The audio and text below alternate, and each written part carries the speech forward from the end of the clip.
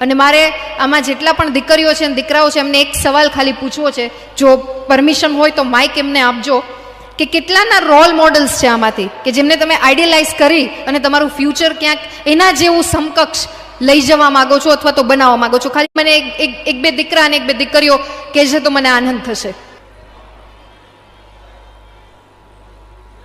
જય માતાજી. મારું નામ હેતવીબા મહાવીરસિંહ જાડેજા છે. મારું વતન વીરપડા છે. મારા રોલ મોડલ મારા કાકા અને પપ્પાજી છે.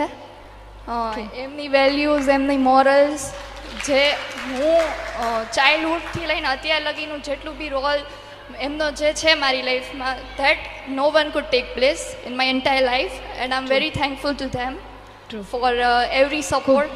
ખૂબ સરસ, ખૂબ સરસ, ખૂબ થેન્ક યુ સરસ. So much. હું વ્યક્તિગત મારી વાત કરું તો મેં પોતે મિકેનિકલ એન્જિનિયરિંગ કરેલું છે.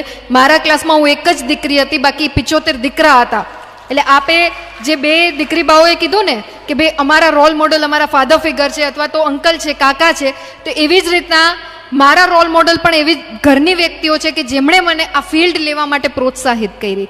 બીજી જે હું સૌથી વધારે જેમને ક્યાંક માનું છું અને એમના જીવનને ક્યાંક નજર સમક્ષ રાખી, જ્યારે એવા વિચારો આવે, જ્યારે ડાઉનફોલના વિચારો આવે અથવા તો કંઈક એવી મુશ્કેલ કઠિન પરિસ્થિતિ આવે, ત્યારે એક વ્યક્તિ વિશેષના જીવન ચરિત્રને વાંચવાનો, પૂરતો સમજવાનો પ્રયાસ કરું છું, આત્મસાત કરવાનો પ્રયાસ કરું છું. એ છે સાહસી પુણ્યશ્લોકા લોકમાતા અહિલ્યાબાઈ હોલકરજી. ખાસ દીકરીઓને વિનંતી છે કે આમની જીવની આપણે બધાએ વાંચવાની જરૂર છે. માતાઓએ અને દીકરીઓએ તો ખાસ.